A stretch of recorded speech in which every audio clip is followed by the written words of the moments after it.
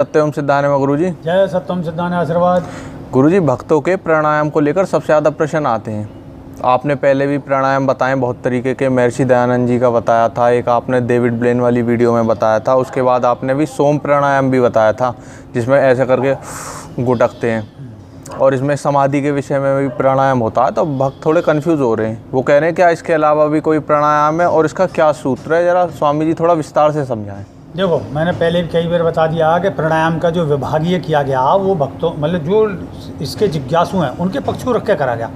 योगियों का विषय जैसे क्रमबद्ध होता है तो उन्होंने रखा, जैसा अभी हम ये अपनी जब पफसी दंड बताते हैं तो उसमें लोग क्या काम करते हैं, एक संग सभी चीज़ मात्राओं की बढ़ाते चले जाते हैं। उन्हें लगता है 3 महीने नहीं रुकेंगे हम, 3 महीने में तो हम राम मूर्ति बन के रहेंगे, भीम भवानी बन जाएंगे। अरे उनसे पूछो उनकी कितनी लंबी ज़िंदगी गई और योगियों की कितनी ज़िंदगी गई। तो लोगों में धैर्य नहीं है, इसलिए इसमें समसूत्र प्राणायाम है कि भाई धीरे से लो, मतलब धीरे से पूरक करो और बिना कुंभक करे हुए रेचक कर दो। ऐसे ही जो बाद में धीरे से लो, थोड़ा सा कुंभक करो और फिर रेचक कर दो, ये विषय है। और इसमें फिर बाद में आता अनुपात, लोग अनुपात के चक्कर में पड़ जाती हैं। तो ये होता है विज्ञान के तौर पर। तो इसमें जो है बड़ा ही गुप्त रहस्य है, जो कि है प्राणवायु को पीना, क्योंकि जो हमारे आसपास का एटमॉस्फेयर है, ये जितना भी है ये दिखाई नहीं दे रहा। इसी का नाम गीता में वर्णित है ईश्वर के रूप में। प्राण ही ईश्वर है, प्राणों का आयाम, मतलब जो प्राण है इसका हमारे शरीर में किस तरीके से आना और जाना और इसका विस्तार किस तरीके से है। तो हमारे प्राण जो हैं बहुत सूक्ष्म है, छोटे स्तर पर ही हम उसे ग्रहण करते हैं, छोटे स्तर पर ही त्याग करते हैं। उनका कहना है कि अधिक स्तर पर इसे कैसे लें, तो अधिक स्तर पर ये नहीं लेना है।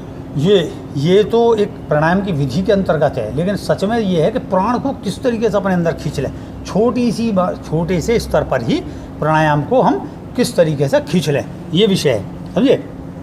तो इसमें एक है, जब मैं ये सब करता था तो जंगल में बैठा इस चीज़ को लेकर, तो जंगल में हमारे जो दादा थे वो महेंद्र सिंह, उनके भाई थे रघुराज सिंह पहलवान वगैरह, तो उन्होंने फिर इस विषय पे थोड़ा सा जिक्र करा कि भाई, मैं बोला भाई किस तरीके का, तो बोले ऐसा था ऋषियों की परंपराओं में इस चला रहा। मैं बोला राम मूर्ति वगैरह कैसे करेगी रही, तो बोले राम मूर्ति को नया थोड़ी ना, इसमें भीम भवानी राम मूर्ति, इधर दया शंकर पाठक, निरे सारे ये उनके शिष्य परंपरा, लेकिन अधिकतर ये योग परंपरा के अंतर्गत आया, जिसमें महर्षि दयानंद हो और कितने ऋषि हों, इन्होंने उसको साधा। तो उसमें अधिकतर केवल शिष्य परंपरा में दिया, ये नहीं दिया कि वो ज़्यादातर किताबों में लिखा, किताबों में मोटे मोटे तौर पर ही लिखा गया, क्योंकि ये रहस्य होते हैं जो गुरु परंपरा से मिलते हैं। तो उसी के अंतर्गत ये है सोम प्राणायाम। सोम का मतलब है अमृत, और सोम का जो अर्थ है कभी अमृत को ग्रहण करो। अमृत कौन है, तो यही तो मृत्युंजय बनाएगा तुम्हें। तो अमृत कैसे पिए, तो अमृत जो पिए हैं ये समुंदर है, इस समुंदर में मंथन क्या करते हैं, ये मंथन करके अपने अंदर उसको पीना, और पीना फिर अपने जितने भी 14 लोक हैं, 7 दूनी 14, हर जो है चक्कर पर लोक है। तो अभी इसमें जो मैं बताऊंगा इसमें चक्कर और ज़्यादा उसके चक्कर में ना पड़े। चक्कर जो आते हैं, जो चक्र हैं वो आते हैं तुम्हारा सूक्ष्म शरीर में। अब क्या करें इसमें, तो अब इसमें पहले नॉर्मली ऐसे लोग हैं जैसे हम कुछ ही चीज़ को पीते हैं। अब ये गुटखा, और ये जितना गुटखा पेट में गया, फेफड़े सहित पेट में, इतनी देर गुटकने की मात्रा तक, और फिर उसे धीरे से नाक से रेचन कर दें, बस जितना, ये नहीं, ये कुछ नहीं निकालना, ये नहीं भरना, ये दोनों विषय इसमें बिल्कुल नहीं है, ये भी नहीं है और ये भी नहीं है, बस कितना है, बस इतना। तो इसमें पूरक जो है वो भी समान है, कुंभक जो है वो कम है, क्योंकि कुंभक केवल गुटकने तक है, जैसे हम किसी चीज़ को गटकते हैं, थूक को गटकते हैं, पानी को गटकते हैं, तो फिर उसके बाद और जितना उसमें रेचन होगा नॉर्मली, बस ये फेफड़े से कोई निकाला, क्योंकि ज़्यादा फेफड़े से बाहर निकालोगे तो जो हमने अर्जित करी है प्राणवायु वो तो निकल गई।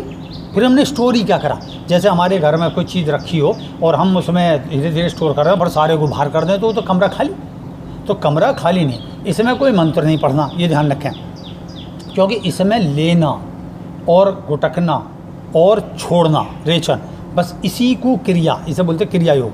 सोम क्रिया योग जो 87वें क्रिया योग की हो है, तो उसी के अंतर्गत ही है, रेही क्रिया योग के अंतर्गत ही है वैसे, लेकिन जो है रेही क्रिया योग ध्यान का विषय, मन का विषय, प्राणायाम का विषय। तो इसे जितना करते चलोगे, तो उसमें मुझे समझ में नहीं आया कि मैं बोला कैसे करें, तो फिर मेरी अंत प्रेरणा जो है, क्योंकि सदा से योगी रहा हूँ और अब भी योगी हैं, तो एकदम आया कि तू जल ले। तो मैंने ये ऐसे ही जैसे जल रखा था मेरे पास में कटोरी में, तो इसको मैंने जल लिया और बोले इसे सुड़प करके पी। तो मैंने उसे लिया ये और तो इसे पीने में सांस रुकी, सांस रुकने में ये तो पदार्थ गया पेट में, और पेट में जाके सांस कहाँ हुई, बाहर निकल गई।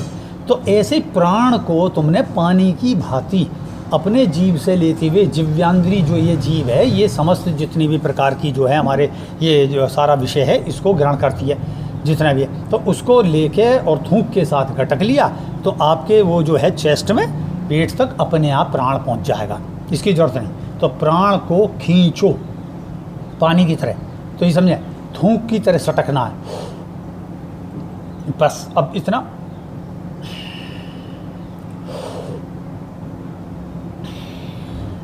डाल दिया, बस इतना है। और इसको कभी भी कर सकते हो, मतलब इसे खाली पेट करोगे तो और अच्छा है, लेकिन इसका कोई फ़र्क नहीं पड़ता। जैसे कि अपने एकदम रोटी खा के तुरंत ना करें, रोटी खा के कम से कम घंटा भर बाद या आधा घंटा बाद, कम से कम आधा घंटा और नहीं तो घंटा भर बाद, इसे कभी भी करते रहें। लेकिन इसमें किसी प्रकार का ज़बरदस्ती, किसी प्रकार का बहुत ज़्यादा ऐसे लेना, ऐसा नहीं करना, ये ध्यान रखो। या यूँ बाहर निकालो, ये बिल्कुल इसमें निषेध है, बैन है, इसे नहीं करना। देखने में बहुत सरल है और जब पाओगे इसका तो फल ही अमृत है। इसमें गुरुजी एक बार में लेना, एक तो ये बात समझ में आती है, बार बार नहीं भरना। एक इसमें ये और बात आती है कि जैसे इसे एक बार में कितना लें, जैसे एक तो होता है नॉर्मली इतना ले लिया, और एक होता है कि जितना ले सकें मैक्सिमम ना, इसमें जितना लिया गया उतना ही लेना है। नॉर्मल प्रारंभ में क्या, अंत तक धीरे धीरे तुम्हारे अंदर प्राण की मात्रा बढ़ती चली जाएगी। जब बढ़ती चली जाएगी तो तुम्हारे रोम रोम कूपों में प्राण भर जाएगा पूरी मात्रा से। और वो स्वाभाविक जो शरीर का स्वाभाविक धर्म है, जैसे तुम पैदा हुए और पैदा होने से लेकर आज तक बड़े हुए हो, तो एक ऐसे अचानक नहीं हो गए हो, धीरे धीरे धीरे धीरे तुम्हारा शरीर बढ़ता है प्राणों को लेते हुए। ये सब प्राण के अंतर्गत ही है, सब जितनी भी ये सब वायु तक, वायु नहीं है। तो जब ध्यान भी करोगे तो इसी में ही तुम्हें सारा ये भवसागर है, ये इसी से आ रहे हो और इसी में जा रहे हो। तो बस इसकी जो कला पीने की सीख गया, ये जो है आसपास, ये वायु नहीं है, प्राण है। इस जभी तो ये औरा मंडल के अंतर्गत, पृथ्वी के औरा मंडल के अंतर्गत जो है बंद है। ये पृथ्वी ने अपने औरा मंडल के अंदर कुंभक करके बंद कर रखा है, ये ध्यान रखो। और वो में निरंतर प्राणायाम देती है, यही करती है कि ये जो नीम का पेड़ है ये ऑक्सीजन देती हैं, और फिर रात को ये कार्बन डाइऑक्साइड की ज़रूरत है और इसकी भी ज़रूरत है ऑक्सीजन की हमारे शरीर में। तो ये हमें इस तरीके से देगा।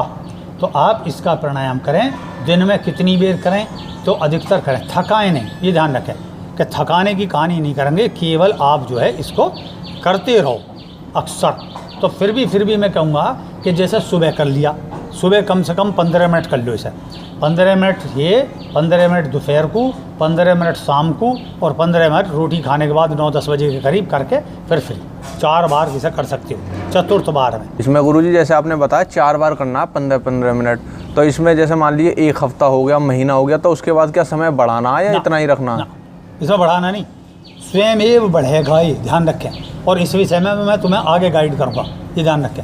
पहले अभी ये करो, क्योंकि अगले उसकी कड़ी को जानने की कोशिश करने के चक्कर में जो असली सूत्र है उसको भूल जाती हैं और फिर बीमार हो जाती हैं और फिर लेके बैठ जाती हैं कि जी ये नहीं हो रहा हमारा चीज़ को लेकर, ये विषय।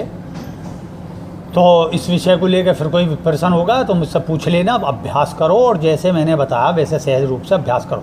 ना समझ में आवे तो थोड़ा सा पानी पी के, जैसे मैंने तुम्हें बताया कि पानी पी के घुटकना सीख लोगे ये चीज़ करके। तो जितना ये पानी लिया ना, इतना ही प्राण समझो इसे, और जितना उसमें छोड़ दिया यही विधि है, बहुत सहज। और इसे करोगे पाओगे, सुखी रहोगे, स्वस्थ रहोगे। इस आशीर्वाद के साथ जय सत्यम सिद्धाय नमः। जय सत्यम सिद्धाय नमः।